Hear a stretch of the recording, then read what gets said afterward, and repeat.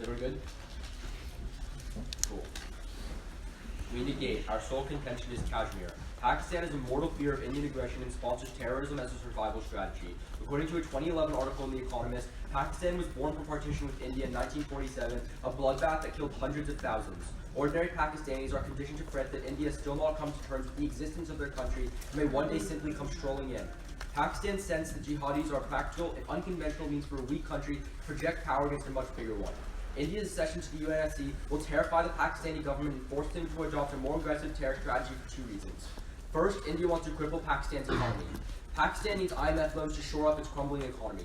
Jeffrey Gettleman writes in the New York Times in 2019, with barely enough foreign reserves to cover monthly bills, Pakistan's government needs a large bailout from the IMF. On the streets, discontent is rising. The Pakistani government's decision to raise levies on fuel and collect more taxes from ordinary Pakistanis have made people even angrier. However, as a member of the Security Council, India would cut off that lifeline to punish Pakistan. Amir Khan of the University of Balochistan explains in 2015 that in the UNSC, the economic power of India could be devastating for Pakistan. As a permanent member, India could use influence over the IMF, such as financial institutions such as the IMF, to prevent Pakistan's access. This would deal a debilitating blow to Pakistan's economy. Second is India wants to shutter peace. Pakistan sees UN mediation as the only long-term way to solve the Kashmir dispute between India and Pakistan. Reddy 16 writes in The Hindu that the resolution of the Kashmir dispute is only possible through the realization of right to self-determination of the people of Kashmir as per UNSC resolutions through a fair and impartial plebiscite under UN auspices. However, India opposes any UN involvement in Kashmir and would use a seat on the Security Council to make sure that the UN works for its interests, destroying Pakistan's hope in a neutral actor. David Bosco of India University writes that a council with India as a permanent member that passed resolutions condemning Pakistan would look less legitimate than today. This would convince Pakistan that there are no peaceful routes out.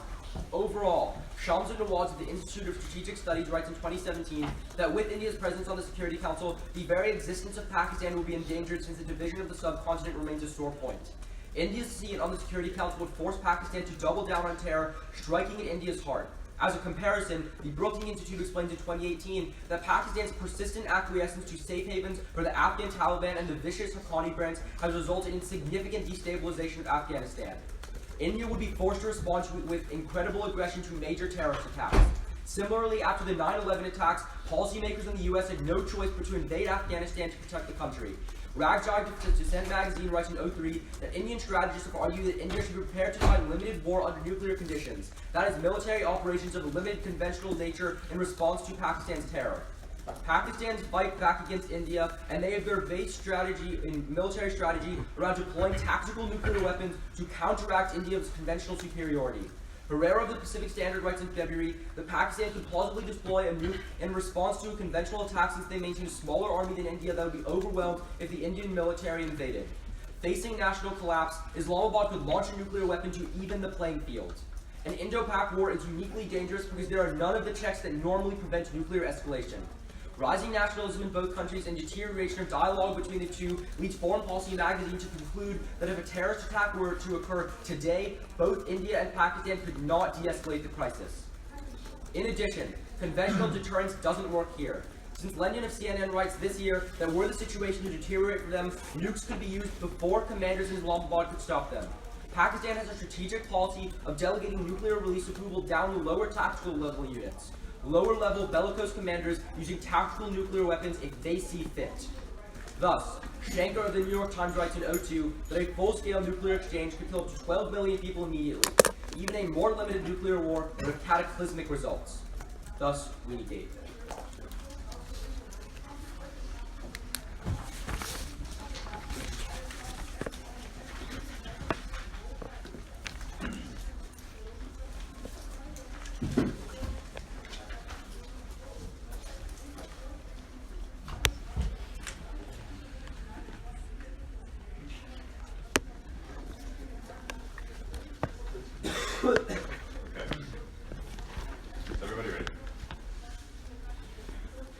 We affirm, and our sole contention concerns increasing peacekeeping contributions. RAPA, the global peace operations in 2017, quantifies that over the last several years, the average gap between authorized and deployed peacekeeping personnel has widened, with the average shortfall per mission in 2017 being 1,500 troops. Unfortunately, Officeria of Foreign Affairs in 2018 furthers that too few people on the ground makes it difficult for the UN to scratch the surface of their mandates. Fortunately, granting India a permanent seat increases troop contributions in 3 ways. First is keeping India in the game. Williams of the Small Wars Journal in 2012 furthers that increasingly, India stated that its future peacekeeping contributions will be less automatic and more tied to greater involvement in the process.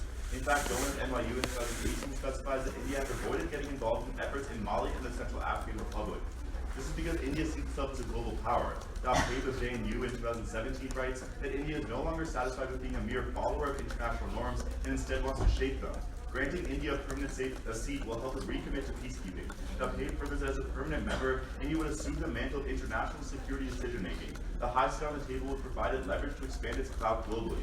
India is integral to peacekeeping operations. Vampili of Vassar in 2018 writes that India is the second largest contributor of peacekeepers with personnel operating 8 of 16 operations. Thus, Williams concludes that even small reductions in India's support can degrade the viability of existing missions. Second is incentivizing others to follow. Cavalon of the University of Western Australia in 2010 concludes that Germany and Japan, which are major contenders for a permanent seat, have been showing signs of increased interest in UN peace missions, creating a greater need for India to take on a leadership role. Empirically, Neethling of the University of Pretoria in 2015 finds that China learned from India the importance of increasing its power at the UN through peacekeeping. Aimter of the University of Berlin in 2014 confirms that China is now the biggest troop contributing country with the permanent members with a share of 57%. Third is scaling down offensive mandates.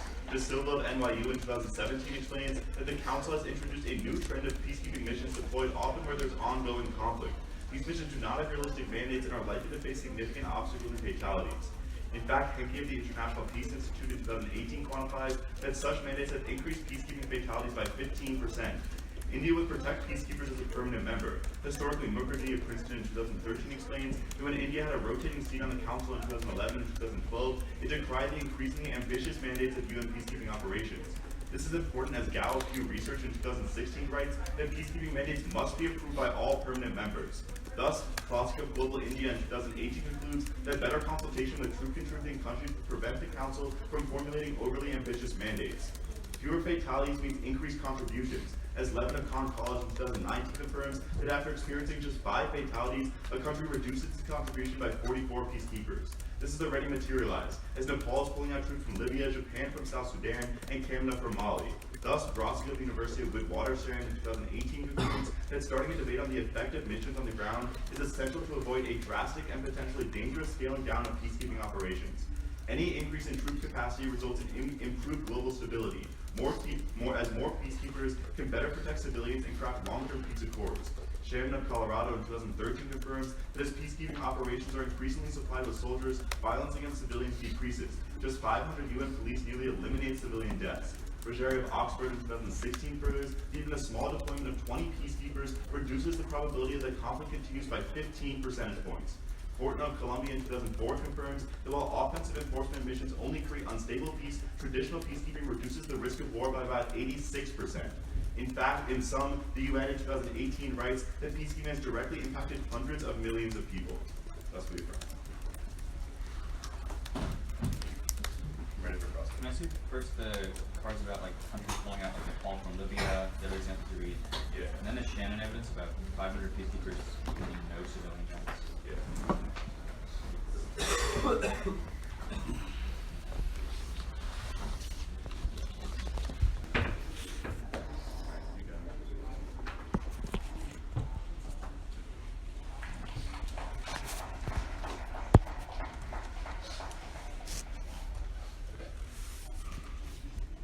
So, your second argument is about sending signal.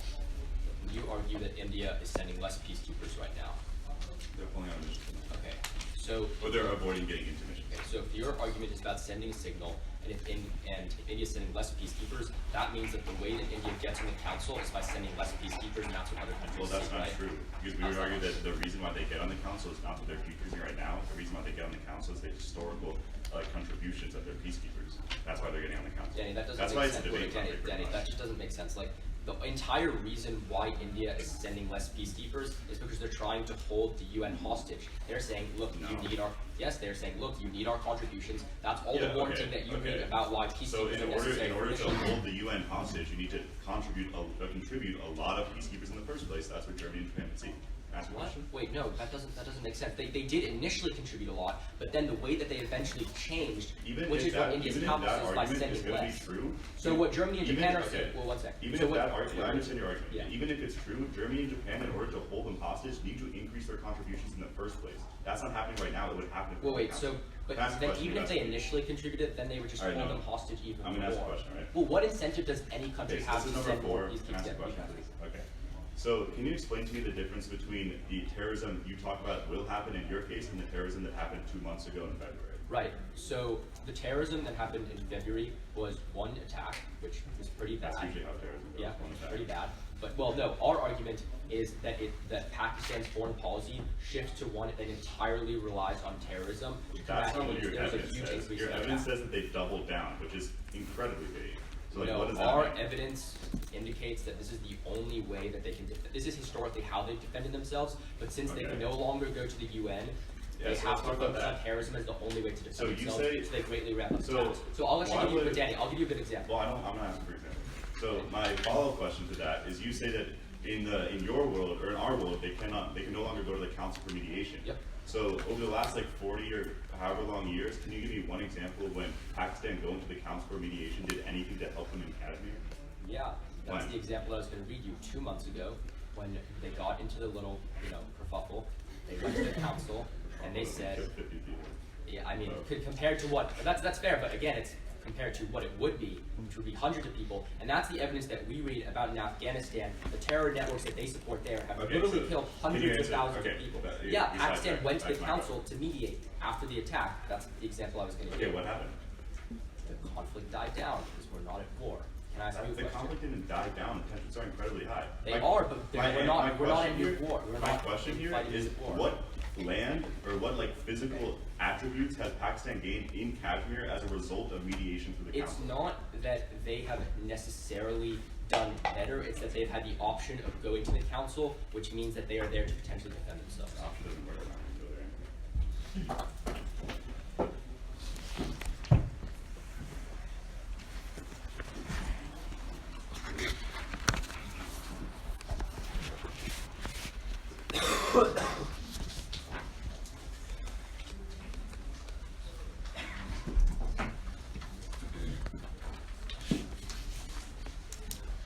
Okay. Is everyone ready? Great. Let's begin. Let's start with an overview on our case. The most important impact in this round is ensuring that a nuclear conflict between India and Pakistan does not start. Look, I would like to come up here and tell you that nuclear war is a ridiculous impact and will never happen. But this conflict is uniquely likely, and I would say that we have to be very careful about it for a couple of reasons. The first one comes from our economist evidence at the top of our case, where the economist explains that both Pakistan and India have deeply rooted and entrenched fears of each other. That both countries fear that neither has accepted each other's existence and will do anything to ensure that any threat by one is countered by the other. Two, our Herrera evidence indicates that Pakistan has developed tactical nuclear weapons specifically to counter an Indian conventional incursion. That because Pakistan loses every single day to an Indian invasion with tanks and planes, they have to escalate to the nuclear level. But three, our foreign policy evidence indicates that while in the past, India and Pakistan may have been able to resolve diplomatically, that now there are no diplomatic back channels between them, and China and the US are not coming in. There's no way for them to de-escalate. And fourth, our London evidence indicates that because Pakistan has a strategy of delegating nukes to low-level commanders, mutually assured destruction does not apply. Because for them in a bunker on the front lines, the most logical step is to launch a nuke or they die. Go to their case. We're going to go out of order a little bit because I think it makes more sense. Let's start on their third link. It's going to become really important later. Okay, a couple problems with this.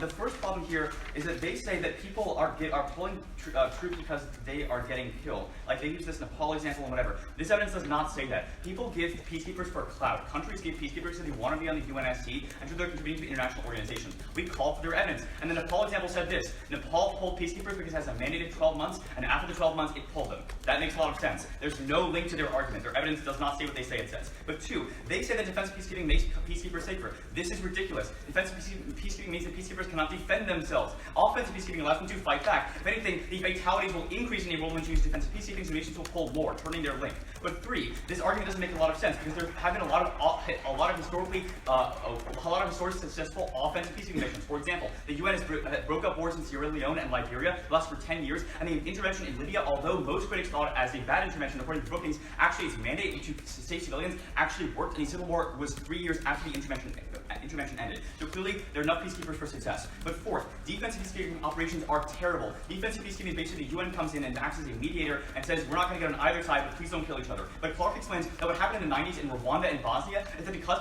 peacekeepers stood by, hundreds of thousands were massacred. We cannot let this happen. But fourth, offensive is better for 2 reasons. A, because it increases the cost of conflict. As Holtman explains in 2014, when peacekeepers are actually on the ground and become a third party and say to both parties, if you keep fighting, we will attack you, that dramatically raises the cost of conflict and decreases the likelihood of genocide. But B, it also provides a security guarantee. Because in a war, neither the insurgents nor the government wants to lay down their arms because the other side doesn't trust each other. But peacekeepers get a security guarantee to both sides and say, if you lay down your arms and come to the table, we will talk. That's what Holtman explains. And empirically, Hager finds that offensive operations are more successful and reduce the length of conflict and reduce the probability of conflict starting again. Now let's go to their first 2 links.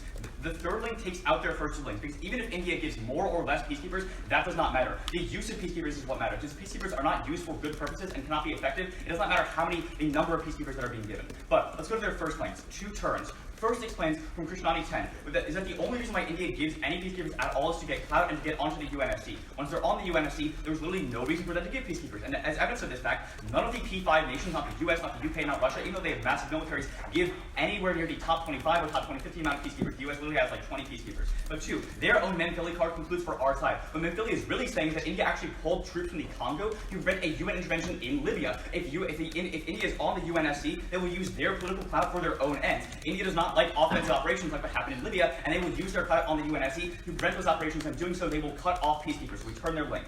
Now let's go to their second warrant about others following. Noah points out the really big hole in this, which is that in their first warrant, they say that India is going to tie the amount of peacekeepers to being on the council. India is holding the council hostage and saying that we're going to decrease peacekeepers. If you give them the carrot, if you put them on the council, that sets a really bad precedent. That all nations should just cut off peacekeepers, and then the council will be so afraid and put them on the council. Germany and Japan don't contribute almost any peacekeepers, but the major contributors like Ethiopia and Pakistan and Bangladesh would certainly contribute less because they think they can hold the US hostage, and this sets a bad precedent and actually turns their link. Thank you. Please engage. Just in case, you read it in summary, but I see the third listed in the first one. Which one? The one about outside using the testing. Yeah.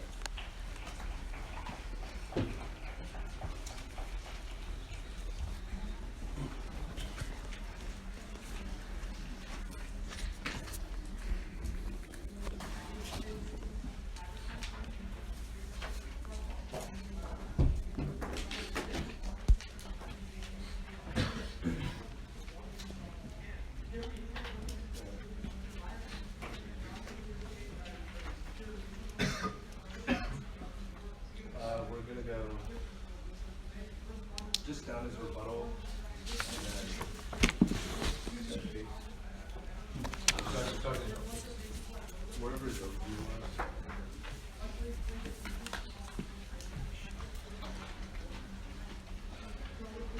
Okay, is everyone ready?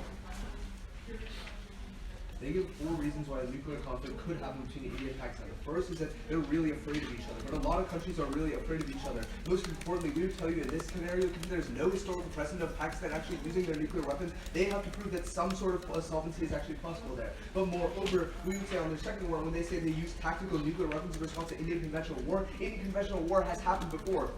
India fired weapons into Pakistani territory in February. They did the same thing in 2016, and there was a mini-conventional war in 1999 in Kargil. Clearly, there's no example of Pakistan using its nuclear weapons because they think it's important to their economy. But then, the third response is that Pakistan has no diplomatic channels. That doesn't make any sense, because at the point where the U.S. and other actors intervene to stop Pakistan and India from increasing the conflict back in February, like China, there's clearly some sort of negotiation that can solve the problem right now. And lastly, they say that these military officers are in the bunker, but again, the historical examples are on our side. Even if there are some issues with Pakistan's loose nukes, it is not sufficient to trigger a nuclear war because none of their evidence says that, and it hasn't happened before.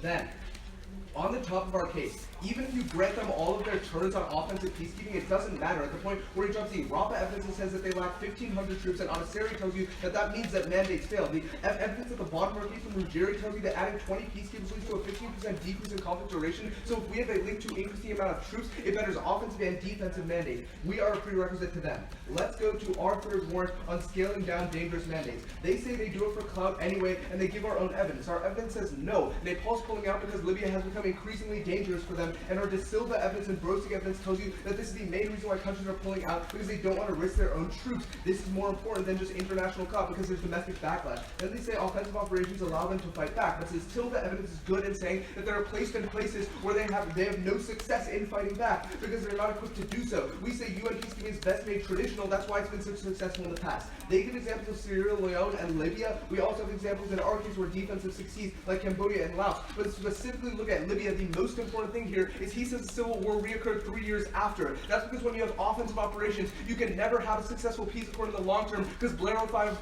Princeton explains that you alienate one side of the conflict, which makes the conflict go on forever. Even if you have short-term success in the long term, it reoccurs, which is why the important evidence tells you that our peacekeeping operations decrease long-term war by 86%. Then they say that they could have stopped genocides in Rwanda, but the problem there was they didn't get there in time, because even with traditional peacekeeping, you can still protect civilians, which is why our Oniseri evidence tells you that a lack of troops in the UN cannot deploy missions fast enough. That is a reason to vote for us. Then they say there's two reasons why offensive mandates are better, because A, there's direct retaliation, but Ms. Libya 11 explains that when there's a threat of direct intervention, the government resorts to genocide because they believe it's the only way to achieve their political objectives. He says this happened in Darfur and Kosovo. But second, they say that there's security guarantee to both sides. No, the security guarantee is gone because there's no credible success of the UN as a legitimate actor if they take one side. Let's go to their case.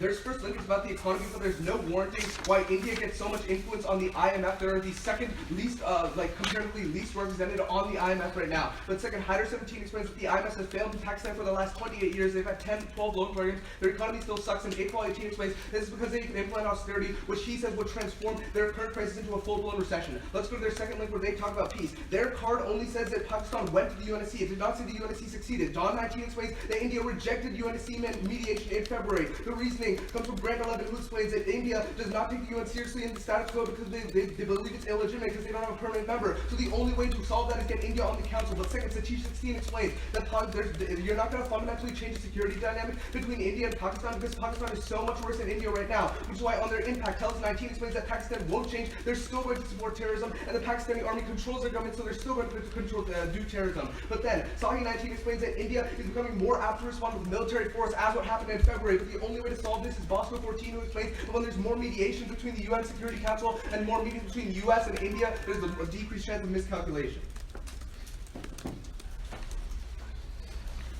Is the evidence that the U.S. intervened in the February conflict? The US? Yeah, you said that in the February, the U.S. led mediation.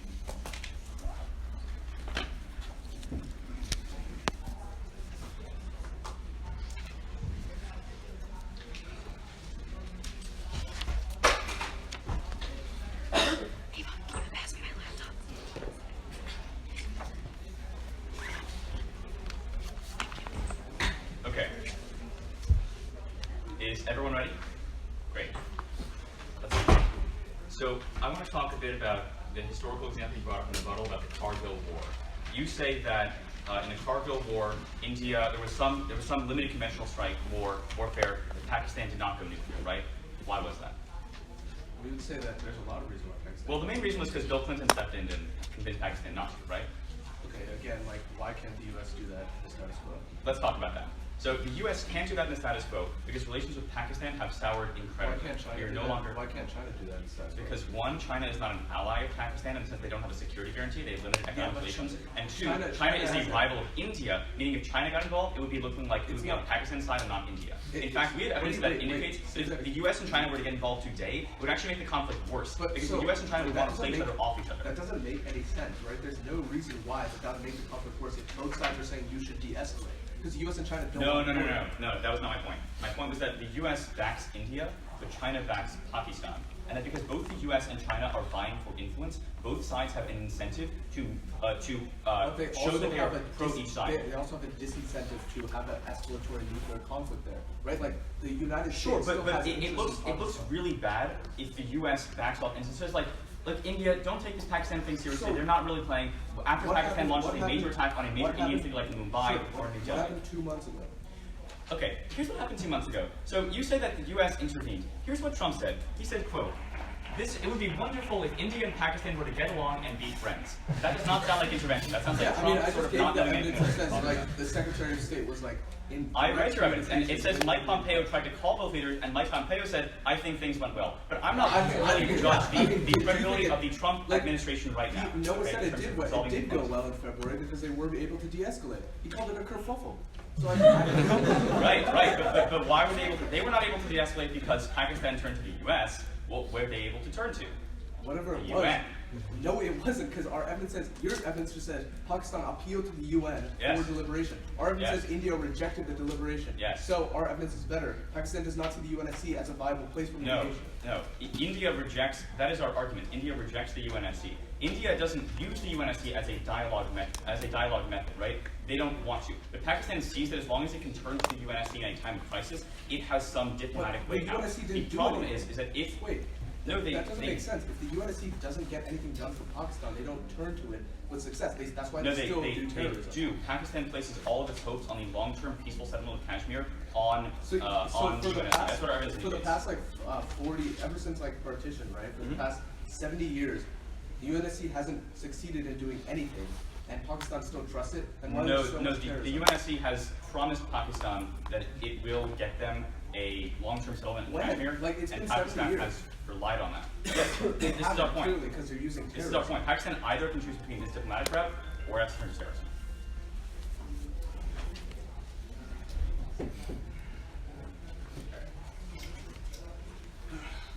We'll take questions.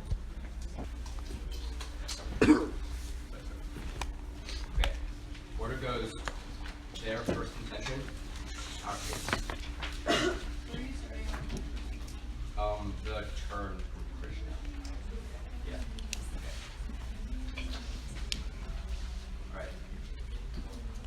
Sandeep makes a really big mistake when he gets up here and says that the amount of peacekeepers matters. That's fine, we'll concede that. But he also concedes the turn. That when India gets on the Security Council, they have no need to use any more peacekeepers because they're already on the council, they have a permanent seat, there's no need to send them in. And they drop our evidence that the P5, there's not a single P5 member who is in the top 10 country, in the top 10 amount of peacekeeping. That means when India gets on the council, they send less peacekeepers, which means we win their case. That also means that other countries have an incentive to hold the UN hostage, like the developing countries who are sending more peacekeepers now. That means that all their contributions tank. Very easy way vote for us. But with that, let's go back to our case. What we tell you on the overview is that the India-Pakistan conflict is one that is historic, and both countries since their inception have been pressed on annihilation. Group all of his responses. They are all about how nuclear war has never happened in the past, but he drops all of the nuances in our case about why nuclear war is uniquely likely now. He says in the Cold War it didn't spill over, but our case is about why there's no more trilateral mediation or bilateral mediation, which is what got them out of it in the past. Then he says, like, just that the U.S. can intervene, but as Daniel tells you in rebuttal, all Trump said was, I hope things can work out. And it makes sense that Trump doesn't want to mediate the conflict. What our foreign policy evidence indicates is because he's more concerned about things like isolationism and not getting impeached. But even if Trump doesn't, remember, and you need the U.S. because even if they say that you can just engage China, you need the U.S. to engage India because China can't engage India in mediation because they're not friends. But even if China and the U.S. both do mediate, our foreign policy evidence indicates that they would just play each other against, they would just play both powers against each other because the U.S. and China are competing for great power politics, so they want to increase their hedge by, like, making their side win. But then, we say that when India joins the Security Council, that means that Pakistan can no longer turn to them for mediation, and they are forced to turn to terror in order as the only way to protect themselves, which leads them down the path of war and kills 12 million people. This, their first response is that that Pakistan can't go to the UNSC. Look, it doesn't matter if the conflict isn't over, insofar as it hasn't boiled into war, that means it's working for Pakistan. Then he says that, like, terror can't get worse. If that's the only tactic they rely on, there's a huge spike. That is when terror boils over, and it leads to nuclear war. You prefer this, our arguments on magnitude and scope, 12 billion people, far more than their small peacekeeping argument. Alright, we'll take our time.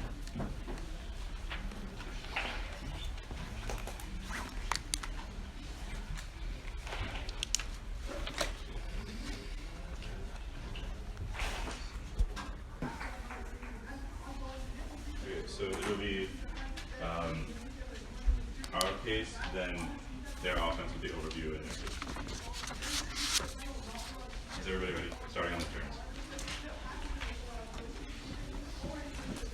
Yep. first turn says that India will stop giving peacekeepers, but obviously that looks really bad for their global image, and we tell you that they still need power and they still need their global image when they're on the council. The second turn, they're going to hold them hostage, but they drop the responsibility, say for crossbar, they don't really interact with it. The G4 countries are the only countries that have a chance of getting on the council, need to increase their peacekeepers in the first place, even hold them hostage. That's an analysis that is dropped. At that point, Sandeep frontlines all the responses to our third link, none of which are extended by no. This is clean offense. The Mukherjee evidence tells you that India opposes offensive mandates, which are happening right now. This is two implications. First is 11 coverage tells you that these offensive mandates kill a lot more peacekeepers, which leads to a decrease in contribution. The second implication, that offensive mandates are just a lot worse. And the warrant behind this is the evidence that he reads in his own rebuttal, which is in, for example, in Libya, when offensive mandates happen, even if they end civil wars, they reoccur often afterwards because they don't create long-term peace. That's their own analysis. That is two implications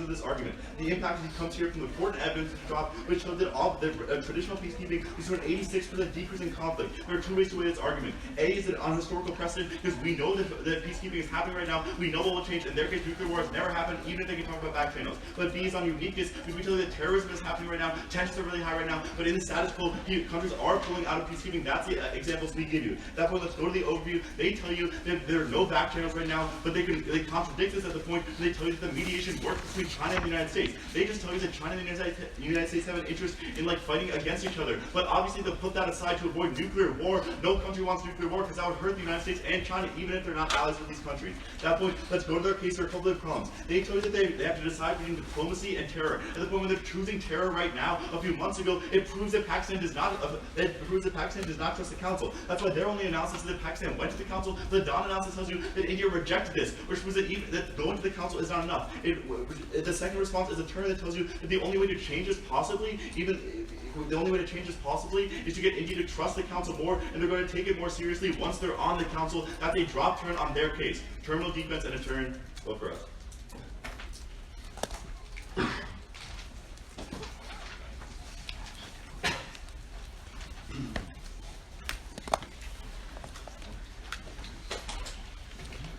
Okay. Is everyone ready? Great. Let's begin. So I want to ask you a little bit about the response you just read, Danny. You said in summary that India, even though it's on the Security Council, still needs some clout for some purposes, and it looks bad if they're blocking peacekeeping, right? So what do they need clout for if they're already at the high table? Yeah, I could give you a few examples. They have veto already, right? Why do they need? Well, it's not just about the veto. If India looks like a illegitimate actor once they're on the council, then countries will But also, for that argument to be true, you need to prove that the pinnacle of all world power is the council. Obviously, there are other things they we want can to do. both agree that the UNSC is the most important international institution. And there are a lot of other things like financial institutions. Okay, so to win that, you have to win the current P5 members follow international So rules. if what you were saying is true, China's increasing peacekeepers right now. Wait, guys, the analysis, guys, the analysis that we read that has been dropped for the whole round is that there is not a single member of the P5 who is in the top 10. How many peacekeepers, how many peacekeepers does the US give? 20. But that doesn't prove. We have 20. No.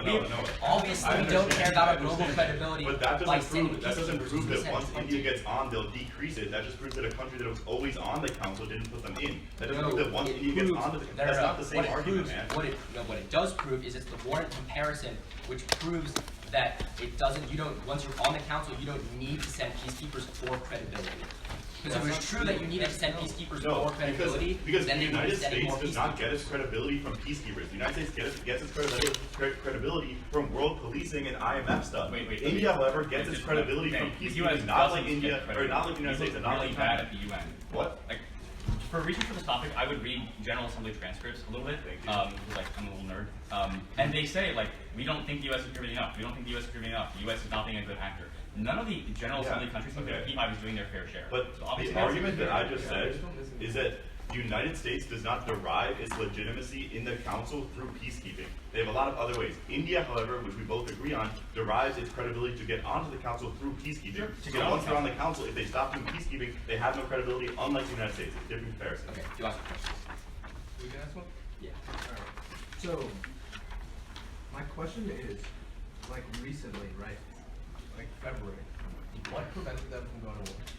You say they went to the UN. And so, What did the UN do when yeah, they what went did in? the UN It's look. The point of our argument isn't that the UN is making Kashmir a peaceful region. Yeah. Obviously, there's no conflict. Okay. But the point is that it is a So- route of. Hold on. Can I answer your question? Is that is a route for Pakistan to go to, but two, Yeah. the fact that India hasn't invaded them and there is So, relative peace, that means it's a The, viable my option. question here is if Pakistan's really mad, they want to fight India, they go to the council, and then India's like, I don't want to talk to you, and the council says we can't do anything about it. How does that solve anything? Why does that make them less likely to go to war? It doesn't matter because Pakistan doesn't still matter? has somewhere to go. But there's just, If it's they- like going, Alright, 30 seconds? Take that.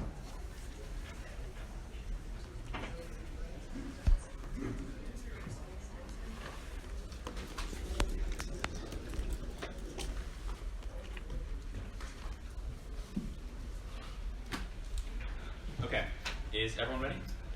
Great. Let's begin.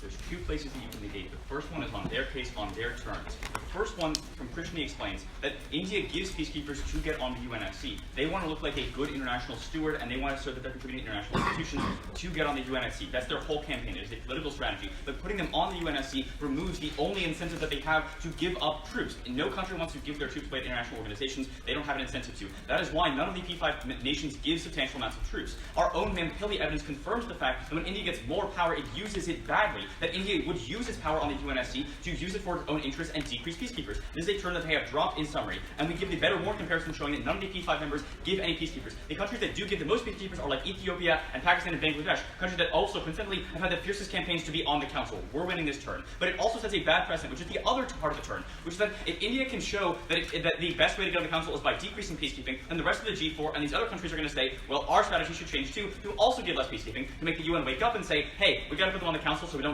get rid of all of our peacekeepers. This sets the precedent that Germany and Japan and Ethiopia and Pakistan should all decrease their own peacekeepers, and a bad precedent that decreases peacekeeping anywhere. The second place that you can negate is on our case by stopping nuclear war between India and Pakistan. What we say is the tensions are uniquely high right now. Our foreign policy evidence says that they're on the brink, and if there were a terrorist attack today, they could not de-escalate because there is no mediation. We got out of Kargil and other past crises because the U.S. and because these other actors stepped in. However, as Noah explained in the summary, and they dropped, the U.S. and China are both unwilling to step in. Trump makes outlandish comments, and China is an enemy of India. They cannot mediate. The only risk out of the conflict is what Pakistan sees in the UNSC. Pakistan sees in the UNSC a way to long-term solvency in Kashmir.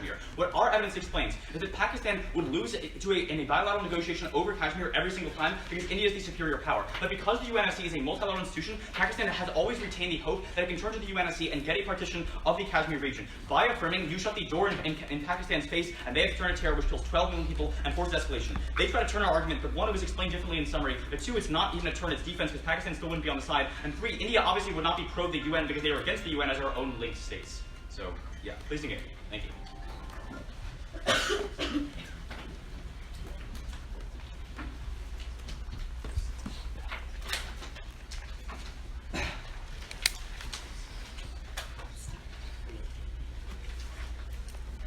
So it's going to be their turns on peacekeeping, Arthur, Warren,